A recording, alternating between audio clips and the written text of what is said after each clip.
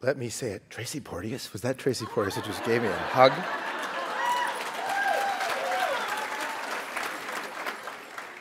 A couple of things. I always like to find out what kind of crowd I have. How many of you are actually Lions fans here? That's what we have some.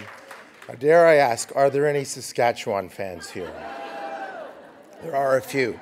Would you be offended if I asked you to leave? No. Congratulations to Saskatchewan. They did an outstanding job in the Grey Cup this past weekend, capturing the coveted trophy, the 101st Grey Cup of the CFL. So congratulations to any of you. And I know we're going to really get down in terms of Crystal Kilmey dwindling, but are there any Bomber fans here? Okay, so we got a few here. So Chris is guaranteeing more wins next year. Anyways, thank you so much for inviting us to be part of this symposium and for allowing us to lend our voices to this very important message. Really, I want to talk a little bit about what this looks like on the ground for us, but also a little bit just in terms of the experience that we've had. You know, I want to acknowledge Jackson and Tracy, because when we first got into this, we really had no clue what we were doing. As a matter of fact, Tracy first met with us, and George commits for the team, and I come back and said, George, you know, most of what we do in the community is very soft and cuddly. You know, we're reading books to kids. You know, we're teaching them about nutrition. You know, stuff we actually know how to do, read, and sometimes. And I said, you know, this is really these are hard issues. These are difficult issues.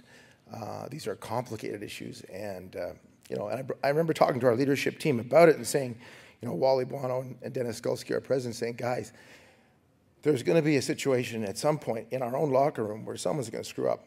And I said, it's going to come, and we're going to have our neck stuck out there, and something's going to happen. And I said, I just want you to be aware of that, because, you know, I've been in the locker room for 16 years, and there's a lot of work that needs to be done in the locker room, in our own locker room. And it was amazing. Wally said to me, he said, Jamie, I know that, but the reason we're going to do this is because it's the right thing to do. And I think that's leadership.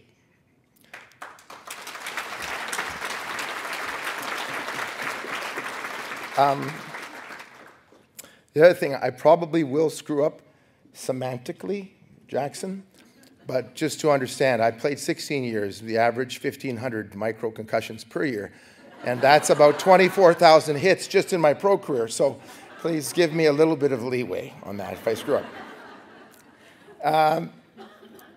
So why we got involved, we talked a little bit about that, what we're actually doing. So Jackson talked a little bit about the bystander approach. I think what was really relevant when I watched this little clip here is the gentleman said that the standards you walk past are the standards you accept. And that's really what the bystander approach is all about. Being silent is really saying it's okay. And I think in some cases, the obvious you know, sexual assaults, if you're witnessing it, it's, I want to say, it would be easier for me to get involved in that situation. I would feel, you know, this is obviously wrong, but it's the more subtle areas that really build the culture that needs to be changed in terms of this issue. And that's what really was relevant as we went through the training. And just to give you an idea, our guys went through 3 8-hour days of training with Jackson and Daryl. And so it wasn't something we took lightly. And, you know, the guys still joke with me about it. And every time they say how long they were in the training, they add another day. It was like, now it's you know, it's 2 weeks now, but it was really 3 8-hour days. But they worked really hard at it. It was very interesting as we examined our own thoughts and beliefs and attitudes at the areas that we needed to change ourselves. And I think that was very, very relevant. I remember going home after one of the days saying to my wife, Jackson did an exercise with us on the board where he talked about okay, guys, when you go out for the evening, what do you do to prepare for your personal safety when you're going out on the town? We're also there scratching our heads, right? You know. And then he asked the question, well, what do you think if you were a woman you would do? And, you know, we came up with pages of things. And I mean, I'd been married at that time almost 20 years just to let you know how obtuse some of us are. I went home and said, honey, do you do some of these things? You know? And she's like, oh yeah. But we never even had that conversation before. You know? So it was very powerful. But what we're doing is there's an awareness component. So we're obviously how many of you have seen or heard the ads in the province as it relates to the Be More Than a Bystander campaign? So most of you have, and it's been tremendously successful. As Tracy said, a lot of thanks has to go to the broadcasters at BC and Global BC, Red FM, all those people that have helped us to get that message out. So that was just one piece of it. But the piece that I think is where the program really takes flight is in the schools. So there's an education piece as well, where we've now been to 40 schools. I believe 29,000 students have heard the message, where our guys, yeah.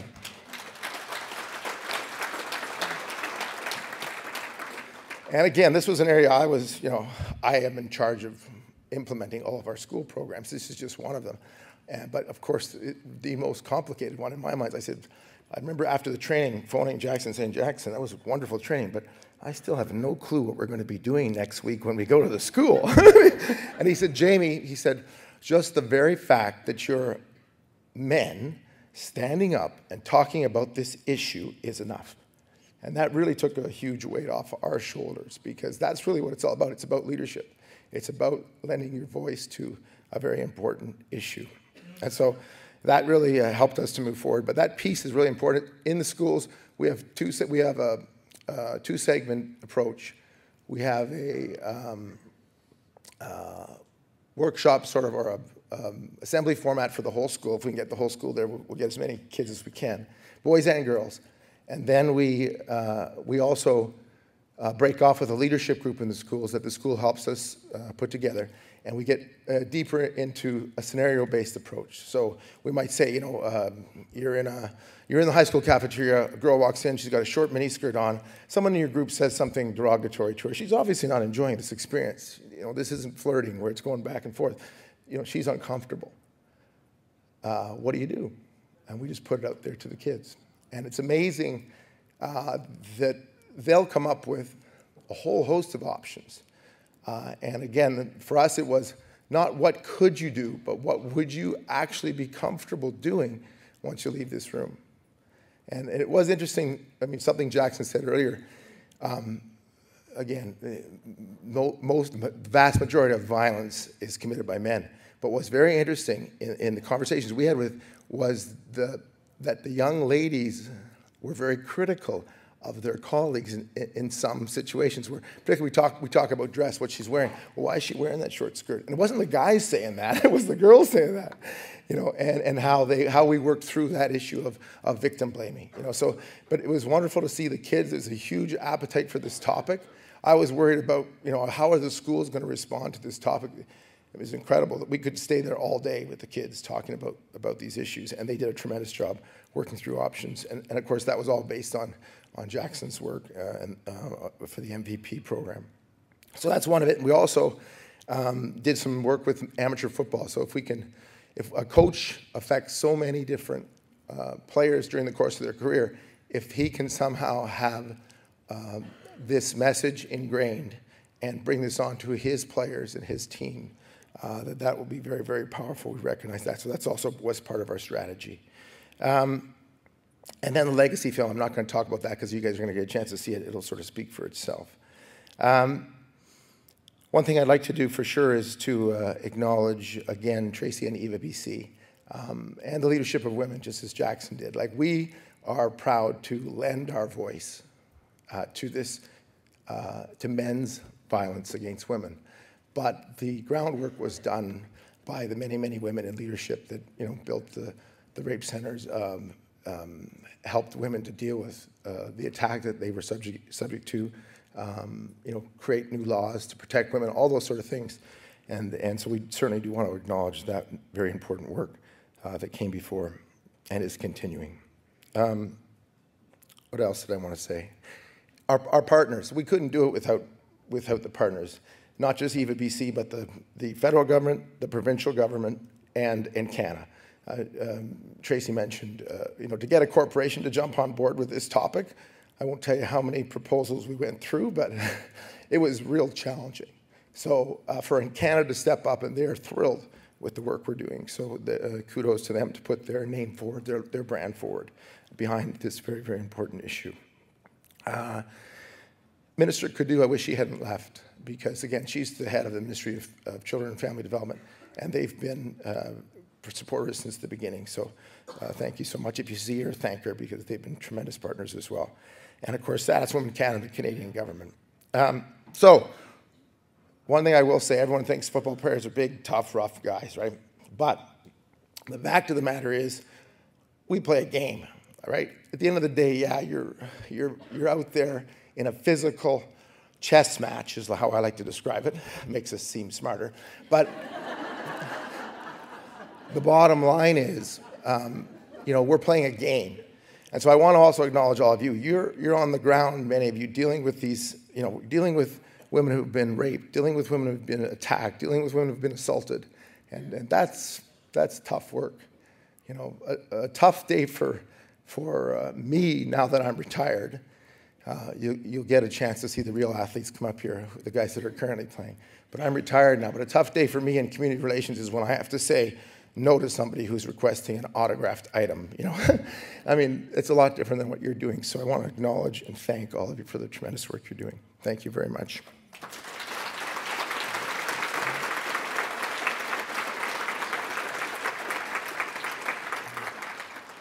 Our players.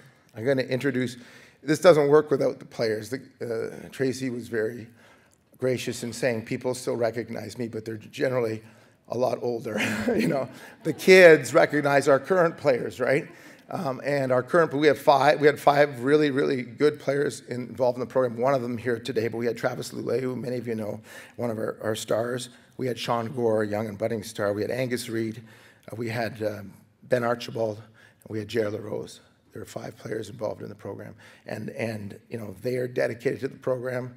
Jared will tell you a bit more about his experience, but without them, this program doesn't work on our side. So I always say the CFL, they have the greatest pro athletes in the world in terms of going out to the community and actually giving back. And I really, truly believe that, because besides this program, Jared does a whole lot of other things on his own. So I will introduce number 27. He's our starting free safety. He's from One Arrow First Nations in Winnipeg, in Saskatchewan, I'm sorry. Originally grew up most of his life in Edmonton, but just an outstanding individual both on and off the field. Please welcome J.R. LaRose.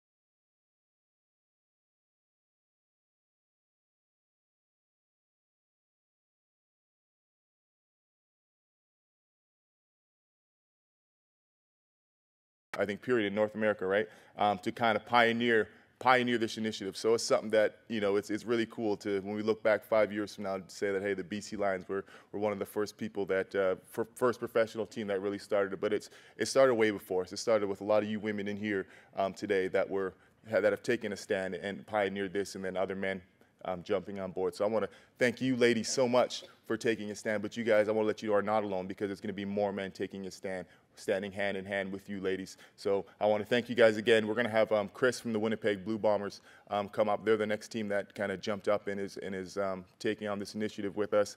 And they're going to shed light. I'm not sure if any of you guys, I've seen there's one fan from Winnipeg here. I can tell you what, Chris didn't give you guys much to cheer about. I think the record was 3-15.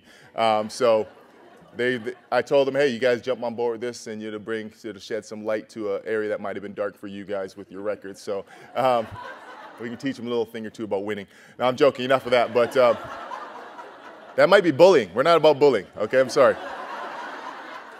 But it is my honor to, if you guys would help me introduce Chris here from the Winnipeg Blue Bombers.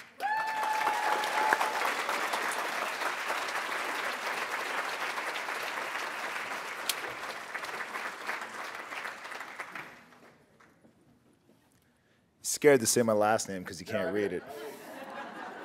So I'm Chris Svetkovich. I hope I'm saying that right. I'm with the Blue Bombers. I've been with them for 10 years. I started with the Riders. My story is very, very, very different than JR. I didn't experience any, I didn't see the things that he saw when he was younger. I was one of those kids that had a pretty good upbringing, and I basically jumped on board when I was asked to join this movement.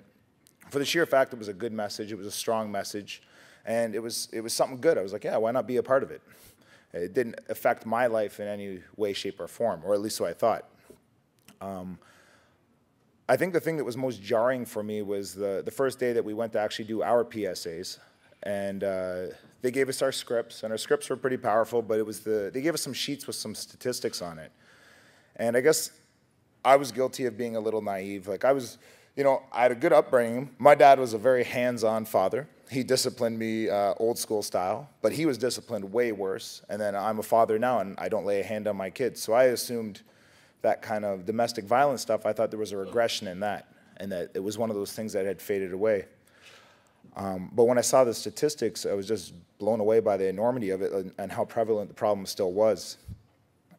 The big thing that really hit me was about 2 weeks after when they told us to start putting all our PSAs on Twitter and Facebook, was how many friends I had from like high school and university and women I've met through Winnipeg that were sending me private messages on Facebook saying they love the fact that I was standing up for something because they dealt with it in high school, or they were dealing with it now, or they were, and that really took me back, because these were people that I've known for a long time, and I had no clue that anything like this was going on.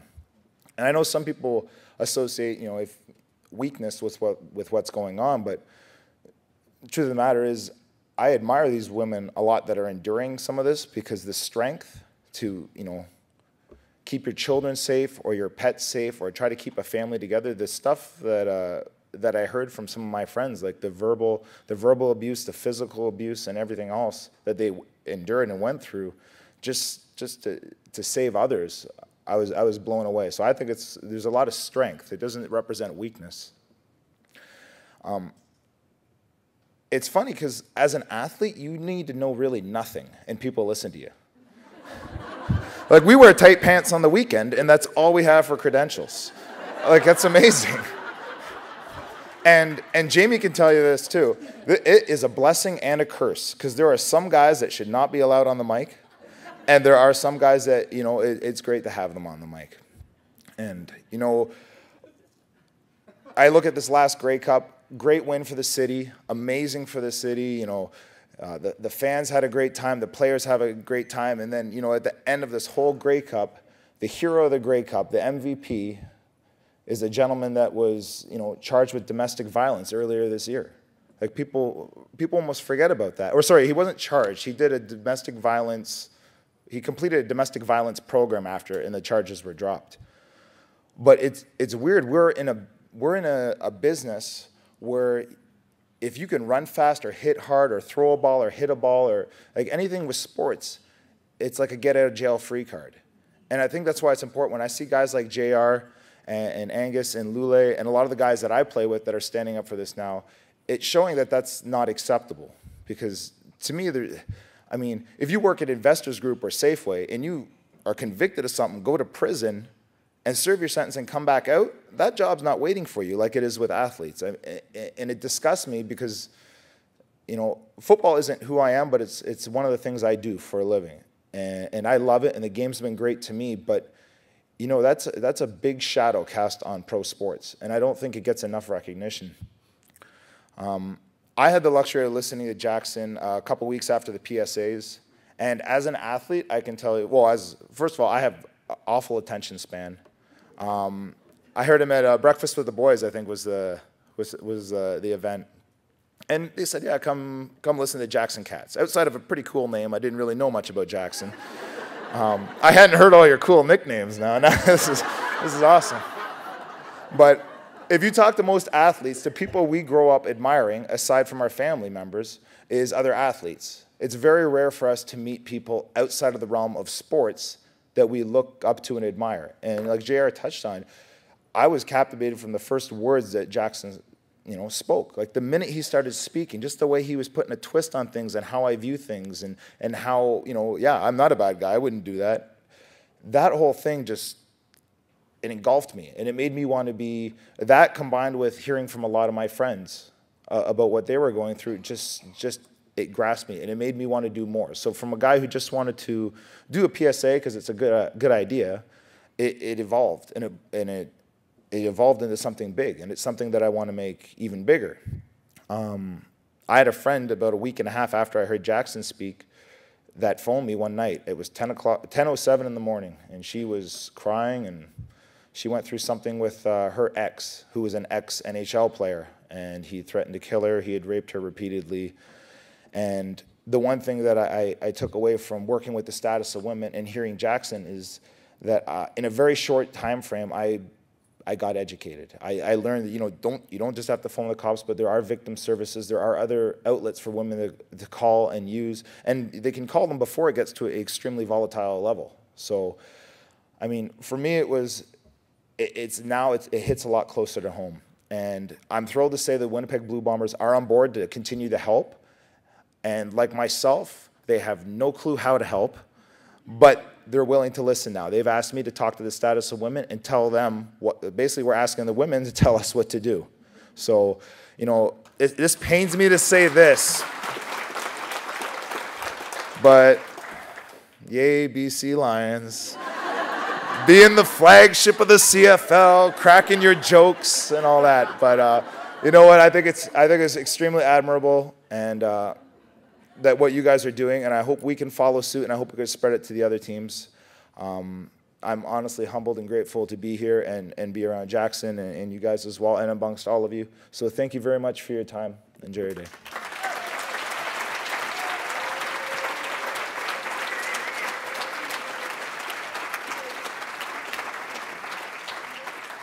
Thank you, Chris, and it's even more meaningful on some level. I grew up as a Bomber fan. I'm a BC Lion fan now, but a Winnipeg girl through and through. And I won't steal anybody's thunder, but probably right around the time of next season starting, you'll hear about other CFL teams in Canada joining on to the Be More Than a Bystander program. And the BC Lions and the Winnipeg Blue Bombers and Status of Women in Manitoba are helping and consulting and sharing our information with what we've done across the country. So I'm going to ask Jamie to come back up, and we're getting close to the end of this session. I know it's been long, but this is something that we've been waiting for 4 years. Part of what we envisioned when we first created the program, one of the pillars, it was to create a film. The Lions can, I was going to say the Bombers, the Lions can only go to so many communities, and they've reached 29,000 kids so far. We're going to keep going this winter and next winter, and hopefully other winters as the future unfolds. But the film, Be More Than a Bystander, was finished last night, and we're here to share it with you. Our plan going forward is that we're going to be duplicating this film and sending copies to all of the programs under the EVA umbrella. But not only that, and this is brand new news, nobody really knows this, is that we've made a deal with Shaw, the television broadcaster, and also with TELUS Optics. And starting on December 9th, the film is going to be on video on demand, on where all of the Shaw customers are attached to, which I guess is Manitoba throughout to the west. And I think they also exist in parts of Quebec, I'm not sure.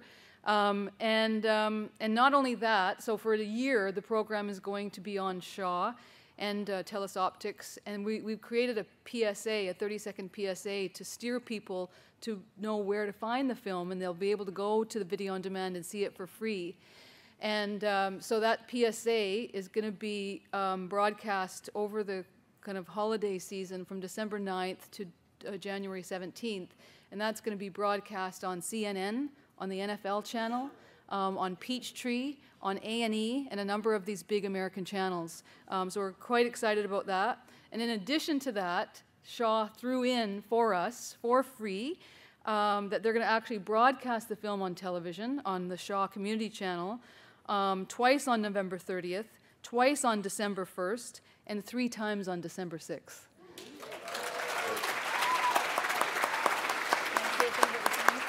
We're going to thank Josh afterwards.